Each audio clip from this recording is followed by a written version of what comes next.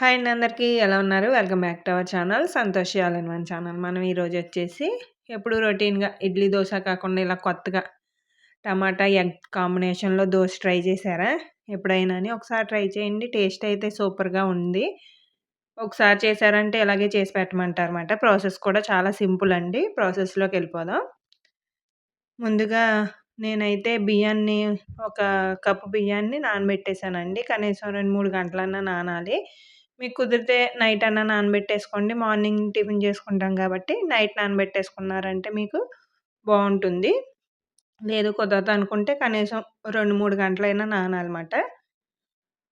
Cup rice మీకు బియ్యంలో అరకప్పు గోధుమ రవ్వండి. ఉప్మా రవ్వ అంటారు కదా! దాన్ని వేశాను. అరకప్పు వేసుకోవాలి.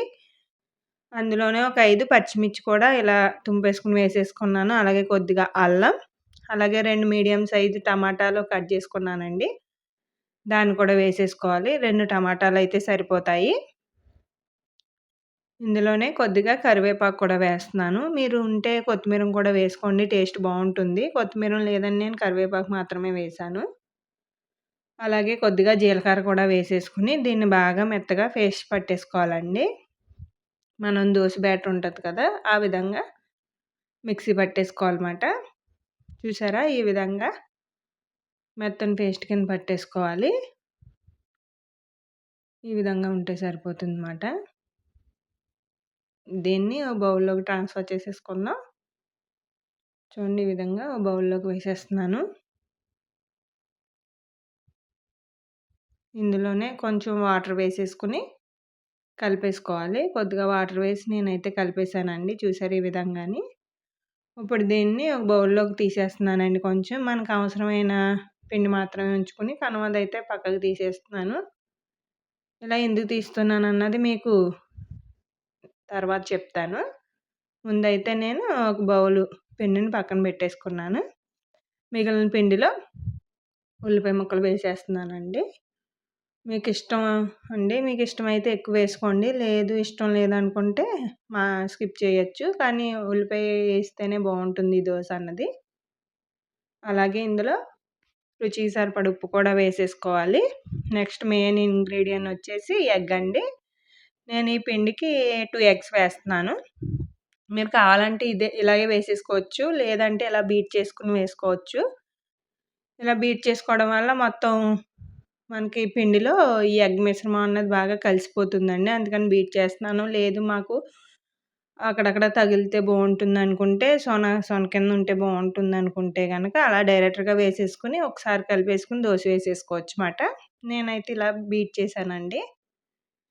ఎవరిష్టం వచ్చినట్టు వాళ్ళు వేసుకోవచ్చుమాట. ఆప్షనల్ వేసుకోవడం అన్నది ఎలా అన్నది. నేనైతే బీట్ చేసి వేశాను. మొత్తం అంతా కలుస్తుందని.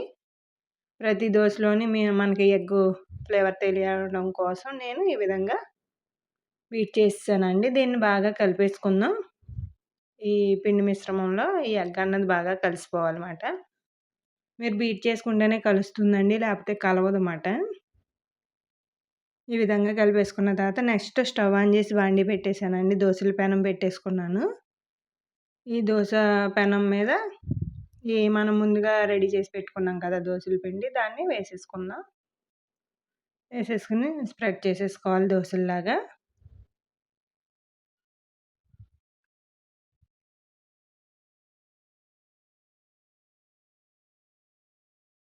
చూసారా? ఈ విధంగా వేసుకున్న తర్వాత పైనుంచి కొంచెం ఆయిల్ వేసుకోవాలి.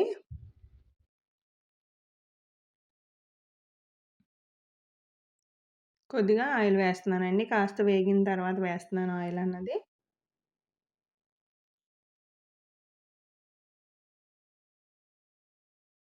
ఇది ఫ్రై అయిన తర్వాత టర్న్ చేసుకోవాలన్నమాట. ఒకవైపు వేగిన తర్వాత రెండో వైపుకి టర్న్ చేసుకోవాలి. ఇది రెండో వైపు కూడా వేగాలండి. అప్పుడే బావుంటుందన్నమాట. రెండు వైపులా కూడా ఫ్రై చేసేసుకున్న తర్వాత చూసారా? ఇప్పుడు ప్లేట్‌లోకి తీసేసుకుందాం. ఇలాగే నెక్స్ట్ దోస కూడా ఇదే విధంగా వేసేసుకోవాలి. ఇంకొంచెం కావాలంటే పలచగా కూడా కలుపుకోవచ్చండి. ఇంకొంచెం పలచగా వస్తుందన్నమాట దోస అన్నది. పలచగా కావాలనుకున్న వాళ్ళు కొంచెం వాటర్ వేసుకొని కలుపుకున్నారంటే మీకు పలచగా వస్తుంది దోస అన్నది. దీని మీద కూడా కొద్దిగా ఆయిల్ వేసేసుకుందాం. 2 వైపులన బాగా ఫ్రై అవ్వాలండి. చూసారా కొద్దిగా ఆయిల్ వేశాను.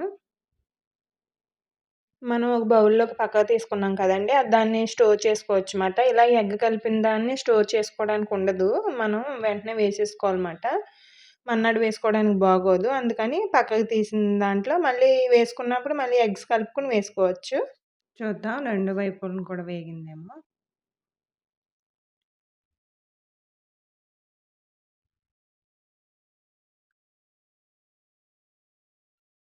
వేగింది. టర్న్ చేసేసుకుందాం. అంతేనండి. 2 వైపులా ఫ్రై అయిపోతే మీకు టమాటా ఎగ్ దోస రెడీ అయిపోయినట్టే. చూసారా వేగిపోయింది కదా! ప్లేట్‌లోకి తీసేసుకుందాం. మిగిలినవి కూడా అన్నీ అదే విధంగా వేసేసుకోవాలండి దోసలు. చూసారా రెడీ అయిపోయింది. ఒకసారి ఇలా టమాటా ఎగ్ కాంబినేషన్‌లో ఒకసారి ఇలా దోస ట్రై చేయండి. ఎప్పుడు రొటీన్‌గా ఇడ్లీ, దోస కాకుండా ఇలా కొత్తగా ఒకసారి ట్రై చేశారంటే ఎప్పుడైనా సరే ఈ విధంగా వేస్తూ ఉంటారన్నమాట. అంత టేస్టీగా ఉంటుందండి. ఎవరైనా గెస్ట్‌లొచ్చినప్పుడు కూడా ఇలా ఒకసారి వేసి పెట్టారంటే ఆళ్ళు కూడా ఎంజాయ్ చేస్తూ తింటారన్నమాట. రొటీన్‌గా కాకుండా ఇలా కొత్తగా ట్రై చేస్తూ ఉంటే బావుంటుంది కదండీ! అలాగే వీడియో నచ్చితే లైక్ చేయండి. అలాగే మీ ఫ్రెండ్స్‌కి, ఫ్యామిలీ మెంబర్స్‌కి షేర్ చేయండి. ఇలాంటి మంచి రెసిపీస్ కోసం మన ఛానెల్‌ని సబ్స్క్రైబ్ చేసేసుకోండి.